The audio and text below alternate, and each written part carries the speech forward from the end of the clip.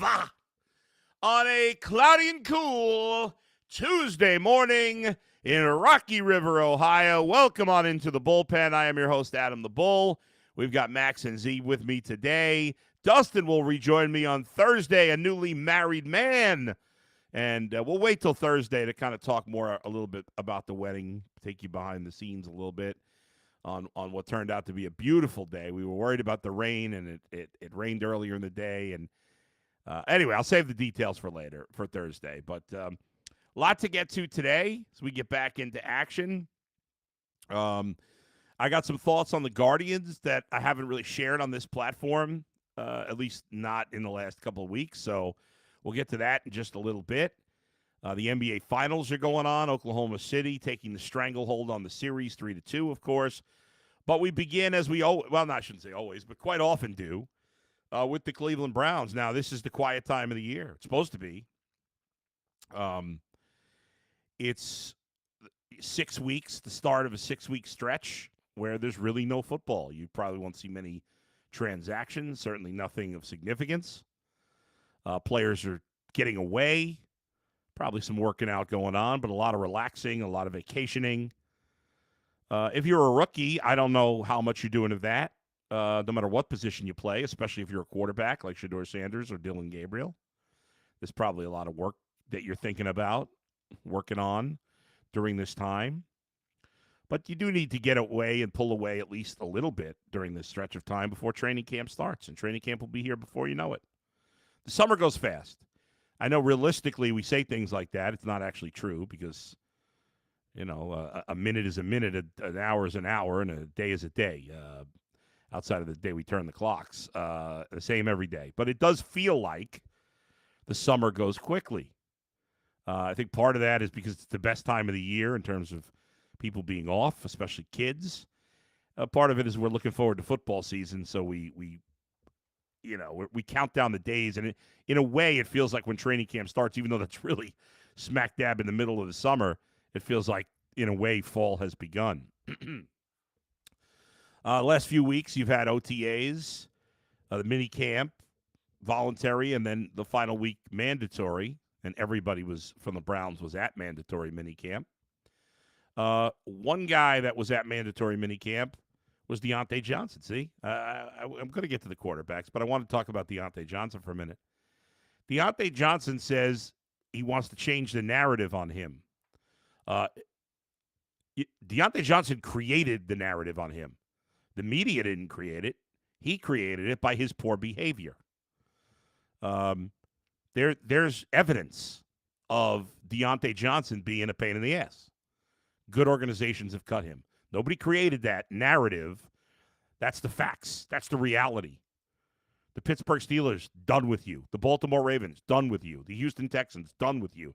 The Carolina Panthers, done with you. The media didn't do that. Nobody created that, Dionte. That was you. It was you that didn't show up for voluntary minicamp. I know if I were fighting for my career and trying to turn it around, I'd show up for voluntary minicamp, but that's just me. But nonetheless, he was there at mandatory minicamp. We know he's a talented player. I would say probably at worst, he's the second best receiver they have if his mind is right. He has accomplished some things in the NFL. Not at an elite level, but certainly a starting NFL level. And if he changes his own created narrative, then Dionte Johnson should be a starter for the Browns and could be a real nice addition. That's up to him. It's all in his hands. I mean, he controls it. Nobody else. The media's not getting him out of here. If he does the things he has to do, then he'll be on the team and he'll probably be a starter. If he whines and complains every time the ball is not coming his way and he's a bad teammate, then he'll be chucked out of here like he was by those 4 organizations, 3 of which are good, 2 of which are extremely good.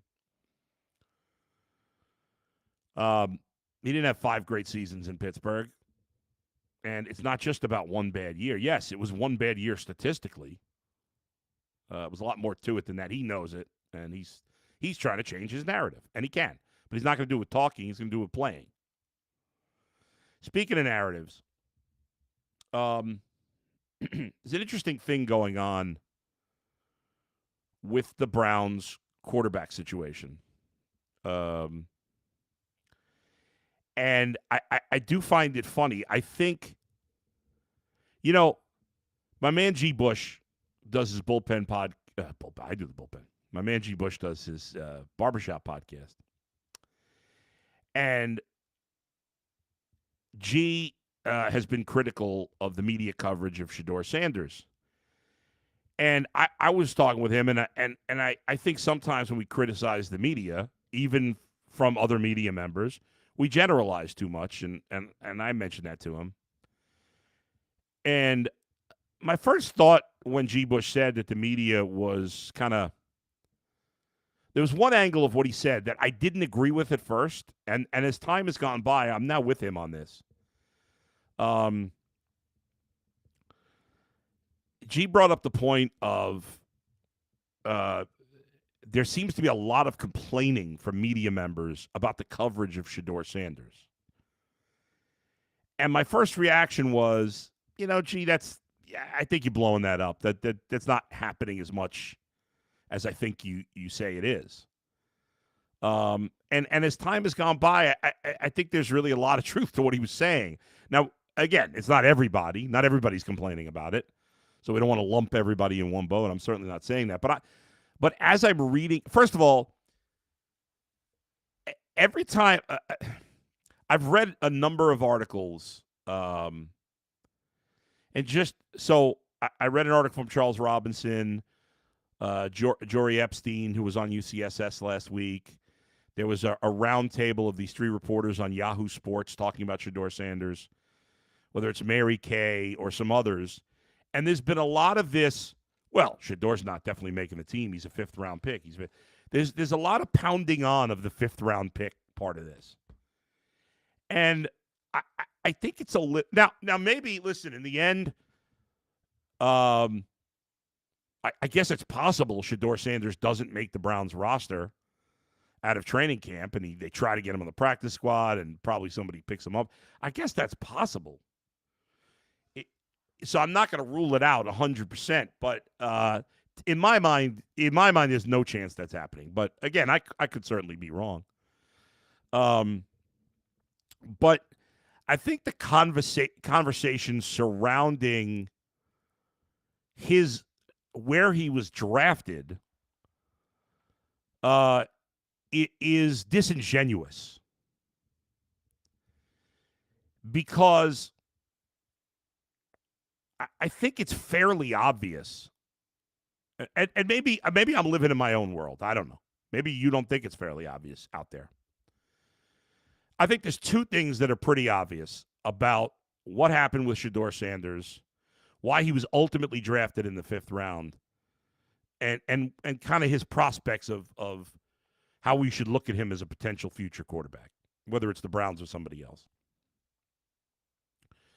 I think it's clear that none of the teams, and again, when we say 32 teams passed on him, well, let's start with the first round.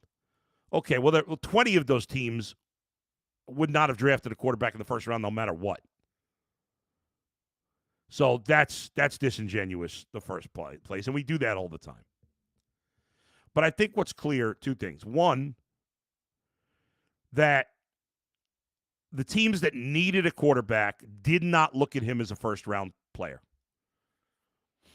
But I also think it's obvious that he dropped beyond the second round, beyond the early stages of the second round, because of what teams perceived, fair or not, as him being a distraction. Ultimately, Shedeur Sanders was not. There's no chance he was drafted in the fifth round based on where his talent lies. If Shedeur Sanders was Joe Schmo, the same exact quarterback, but he wasn't Deion Sanders' kid, and he wasn't talked about all the time, and he was Joe Schmo, I believe he would have been drafted somewhere between 25 and 40. He would have been a late first round or early second round pick. I believe that. it would be hard to convince me otherwise. If I had a one-on-one moment with some teams in that range that were drafting quarterbacks and I got them on truth serum and they said that wasn't the case, then I'd believe it. Outside of that, nothing could convince me otherwise. I also disagree with the people that say he wasn't drafted in the top 10 because of that. That I don't believe, because if some team thought he was that talented, elite talent, you wouldn't have passed on him for what's, again, perceived distractions. But once you get to the second round and beyond, that's one of those things that people look at as tiebreakers, or he's good, but I don't want to put up with it because he's not good enough. I think that's ultimately how people felt. You just can't tell me that he's a fifth-round talented player. Again, you have the right to believe whatever you want. I just can't see that at all. So harping on the fifth-round pick of it, I in a way is kind of, it's like, it is like some fans and media members, certainly not all, far from all, but a percentage, are so sick of the Shedeur Sanders conversation that they want to needle the media, the fans that are obsessed with Shedeur. And we can all overreact. You know, it can be when fans are obsessed with one player, sometimes it can be annoying for other people that are not in that group. I remember the Tim Tebow obsession. I found that annoying. And that was unfair on my part. But that was my reaction to it. And so some people are feeling the same way here. I'm not one of those people. From a pure entertainment standpoint, I think it's great. I love this storyline. I think it's, you know, obviously I wish the Browns had a quarterback. It was set in stone and a sure thing to be a starter. But, you know, this is kind of a quiet time of the year in sports. I love that we have something fun and interesting to cover. You know, I don't think many of us, when a player is in the spotlight, we all decide whether we like him or not. And I do it. We all do it on some level. We all decide whether he's likable. We don't know. We don't know the players personally. I've never met Shedeur Sanders. I've met some players. There's not a single current NFL player that I know well that from, you know, one-on-one interactions. I've had personal interactions with Nick Chubb, with Denzel Ward, with Greg Newsome, with Joel Bitonio, with Wyatt Teller, but not, and I say personal, just I've interviewed them. I've never talked with any of those players off the record. I keep it real. I've never talked, you know, this former player, sure. I have, you know, certainly two good friends who are former players, and Dustin and Tyvus. So I know them well. I know what kind of people they are, but I don't know the players, and yet we make judgments on them. I do it too. Like I said, I'm as guilty as anybody. I think, and it sometimes it's unfair. Shedeur Sanders is a polarizing player. There's a percentage of fans that are obsessed with him. There's a percentage of fans that are annoyed by the coverage of him because they don't think it's warranted. And time will tell what the truth is. If Shedeur Sanders is really good, he's going to show it at some point. He's going to get his opportunity, and he's going to run with it. And if he's not good enough, he won't. It's that simple. Are there some guys that don't really get an opportunity that might have been able to make it? Sure, there are. I don't think he'll be one of them. I think he's going to get a chance. I don't know that it's going to be this year. I don't know even for sure it's going to be with the Browns. I think it will be. But he'll get his opportunity at some point, and then we'll see. And then we'll see for sure. And at that point, maybe on some level we could stop speculating. But nobody could convince me that Shedeur Sanders should have been drafted in the 5th, and I think most people know that. Um, and so this, well, he was a 5th-round pick is, yes, that's fact. That is correct. That's true. He was. But it's a disingenuous way to have the conversation, and I think if you're fair about it, you know that. And as for going back to what I initially said about my friend G. Bush, for those, I'm sure most of you, if you're watching this, you know who he is. If you don't, he's one of my co-hosts on the Ultimate Cleveland Sports Show. But I'm sure, like I said, I'm sure most, if not all of you, know who he is.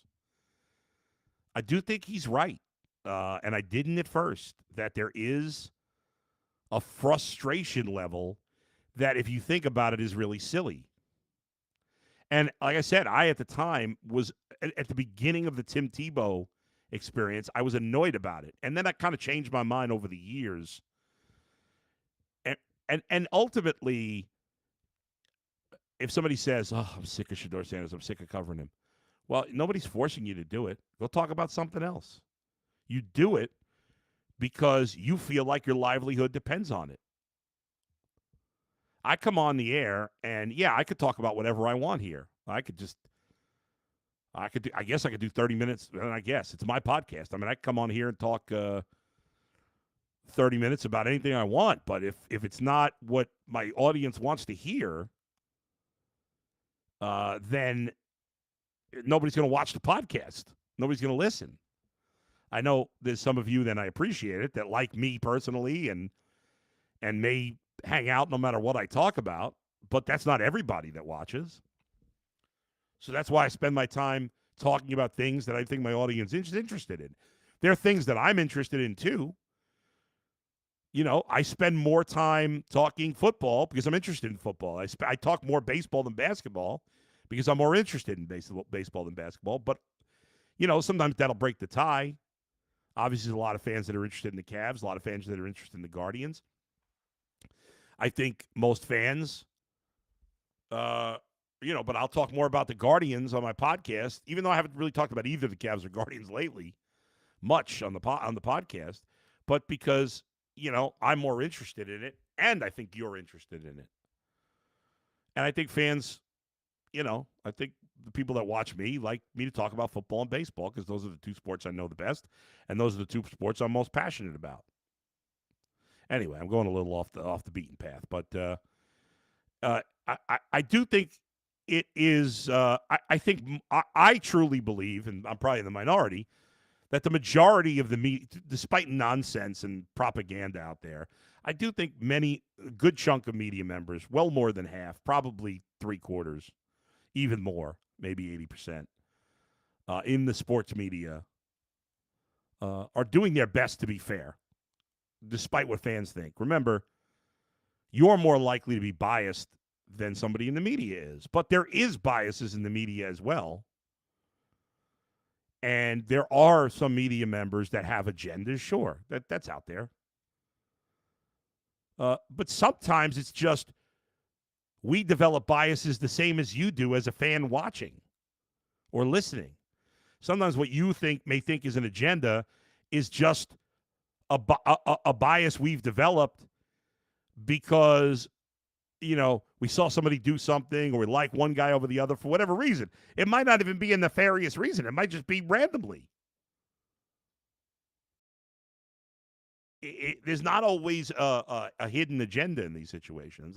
I grant you there are occasions, but it's not nearly as much as many fans think. Now, you're going to choose to not believe me or believe me. If you've watched me or listened to me I'm approaching my 14th anniversary talking Cleveland sports, one month away from that. I more than anybody in this town, I am definitely willing to probably my detriment. In fact, I know for a fact to my detriment, it's hurt me that I'm willing to call out media members that I think do a crappy job in this town and nationally, even though it has hurt me. But I swore to myself when I went into this business that I would always keep it real, and I always will. So if you don't believe what I'm saying, everything I'm saying, I believe. Now, maybe the percentages of media members with an agenda is higher than I think. That's possible. But I'm giving you my honest opinion based on 25 years in this business. Actually, 26. I guess technically longer.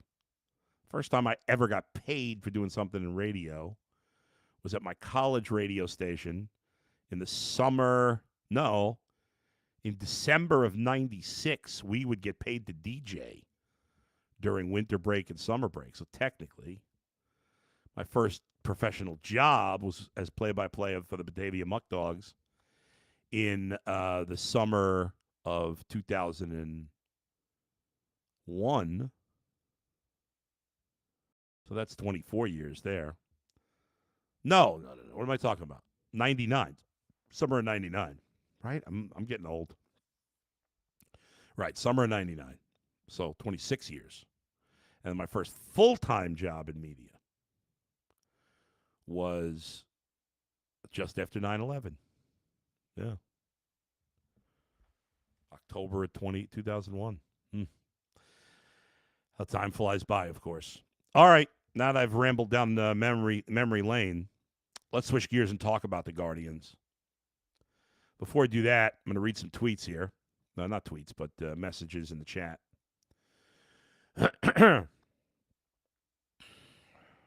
Let's see.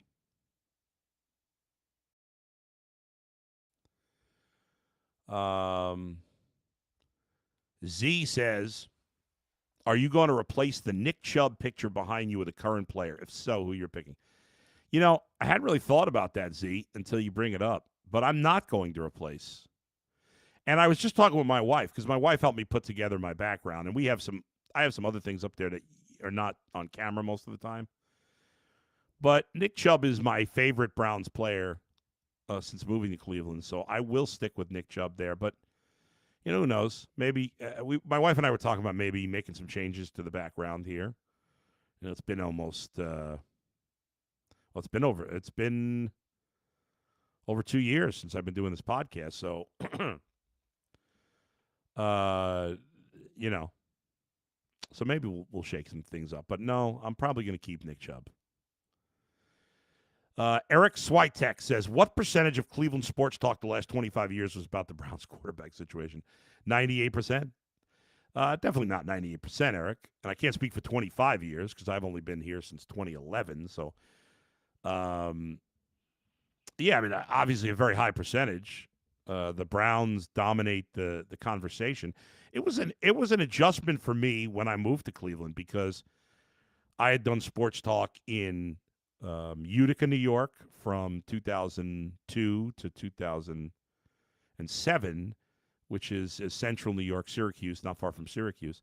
And I had done sports talk in New York City from 2007 to 2011. And in those places, but especially in New York City, there were four, like the Mets, the Jets, the Yankees, and the Giants. Those four teams got pretty much equal billing between the four. I could talk about all four of those teams at any time. And then it was the Knicks, fifth, and then everybody else. I don't think I ever talked about the Nets or the hockey teams, or almost never. But it was those four were on a perch by themselves, then dropped down to the Knicks. Here, it's the Browns by a lot, and then a big drop down to the Cavs and and Guardians and Ohio State. So that was an adjustment at first. Obviously now it's been a long time, but at first that was an adjustment. But as much as we quarterback situation, yeah, well, football is the most popular sport in America. Football is the most popular sport in Cleveland. You can't win without a quarterback. The Browns haven't had a good quarterback. And so, yeah, that's dominated the conversation. Not 98%, though. Wasted time, Chief. We had Baker, but the Sanders circus. Well, Baker wasn't good enough here. Good for him that he's put it together. He was a mediocre quarterback here. We'll never know if he could have turned it around here. I don't think he could have. We'll never know. He has turned it around. He's become a good quarterback. I still don't think you're ever going to win a Super Bowl with him. But credit where credit is due. He's become a good quarterback, very good quarterback in Tampa. Wasted time, Chief. Get money. That's the agenda, right? Yeah. Jimmy says, I personally think the attacks on Tony G have been a bit overboard. Tony just wants a 6'5", 240-pound quarterback. That's funny. Mr. King, Bull, what are your thoughts on Jamaica, Queens? I don't know. I haven't spent a lot of time in Jamaica, Queens. I don't know why you asked about that specifically. So I don't really have any thoughts. I mean, New York City's a big place. I don't think I've ever done anything in Jamaica, Queens. I can't, that I can think. I mean, I know it, but I can't think of what I've done there. Mr. King, are you on the UCSS panel today? Yes, I will be. I think it's me, G. Bush, and Tyvis at 11 o'clock today. I'll tell you for sure. It is, me, G. Bush, and Tyvis today. Mr. King says McNuggets got to knock it off with these Cavs trades. Yeah, it's funny. Speaking of which, Z says, where does KD land? I have no idea where KD is going to land. He's not going to be in Cleveland. That's all I know.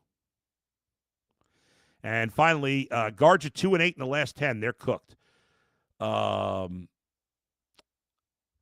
Guardians are in big trouble. I do not, and you know me, I'm very positive generally when it comes to the Guardians. I am very down on them right now. They're playing terrible baseball. The organization does not seem committed to winning. They have not aggressively called up anybody from the minors, unlike almost every other team in the league. Why is C.J. Kafis not here? He's got almost 1,000 OPS in AAA after having 1,000 OPS in AA. There's no reason for him not to be here. I don't care about his defense. Why isn't Chase DeLauder here? He's not been as good as Kafis, but we've been talking about him for 3 years. It's time. They're languishing in mediocrity. They're playing worse than that now. Yes, they're very much in the wild card race, and I wouldn't 100% rule them out, but I don't think they're going to be a playoff team. I just don't like the vibe on this team. I don't like the way the organization's handled it. They're boring. The lineup stinks. The pitching's, it's good, but it's not special.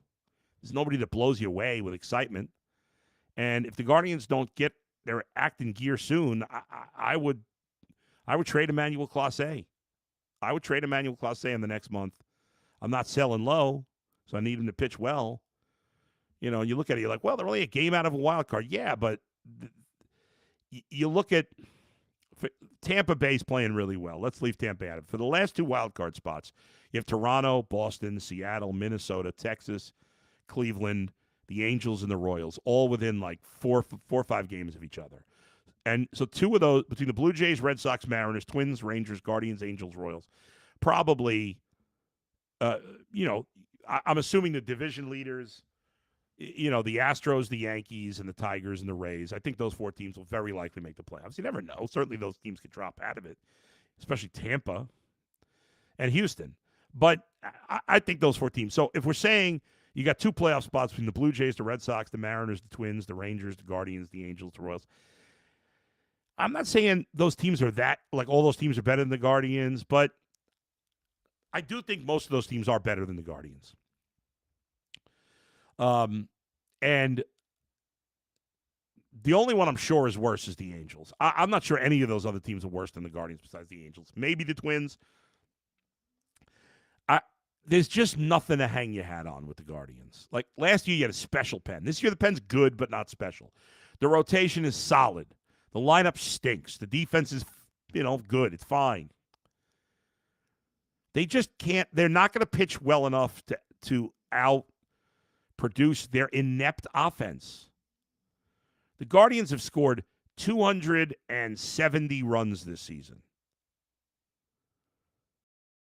Only the Texas Rangers, the Kansas City Royals, and the Chicago White Sox have scored less in the American League. That's it. Even if you go into the National League, let's see. The Pirates, they've scored less. Congratulations. And the Rockies. So the Guardians are 6th last in runs scored. And the teams behind them include the Rockies, the Pirates, the White Sox. 3 of the worst teams in baseball.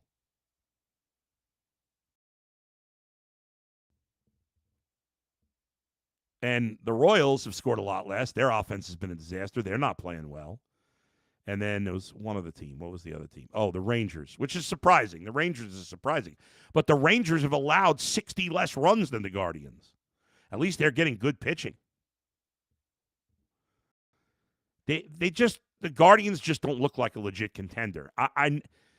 This organization shows a lot of toughness and revivability. I'll create that word.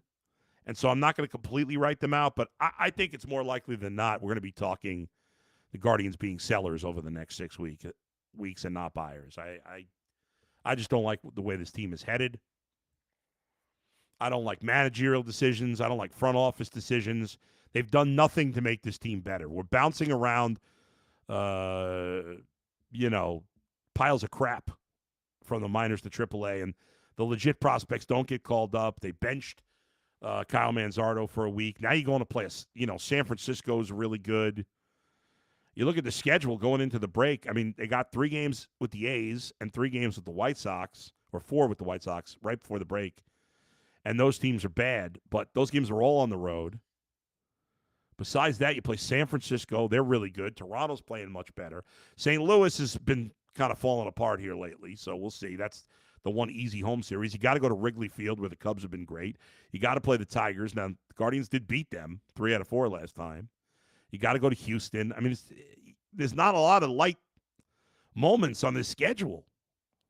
So I don't know. I think there's a decent chance that when we get to the All-Star break and the Guardians have, 3, 6, 9, 12, 15, 18, 20, 25 games before the All-Star break. I think there's a decent chance they're going to be under 500 by the time we get there. And if that happens, it's time to sell. We'll see. Please, Guardians, prove me wrong. Go win 8 out of 10, make me look like an idiot. I'd be happy. Some final comments. Z said, thoughts on the Devers trade? The Red Sox oddly have played, are hot. And I understand. Listen, I can't speak for the chemistry issues. He was unhappy. I think they handled the whole situation with making him a DH. I think they handled it poorly. That being said, at some point, if you Devers, you got to get over it. It's not the greatest crime on earth that they made you DH. And so it seems like it was handled poorly by both sides. So they felt like, I guess, they had to move him. But they got one kid who was a first-round pick a couple of years ago. We'll see. Jordan Hicks stinks. He's a hard thrower, but he stinks. And they got a mediocre starting pitcher. And I think the trade on paper, in terms of talent for talent, is a steal for the Giants. The Red Sox obviously felt like they had to move on, but it's a great trade by the Giants, no doubt. He'll fit in well, big-time power hitter. He'll be hitting some balls in some splash hits out there, no doubt. Wasted time, Chief. If Myles Garrett made a tackle at the end of the Chiefs playoff game, Baker would have a Super Bowl already. You're conning yourself. Wasted time, Chief. Don't be crazy. Don't be crazy. They were not winning the Super Bowl. Stop it. You know that. Jose Ramirez would fit nicely on the Dodgers. I did not see Ohtani pitch. That was a bad job out of me. I did not watch it yesterday. I'm going to have to go back and watch it. Guardians is not going to trade Jose Ramirez. They're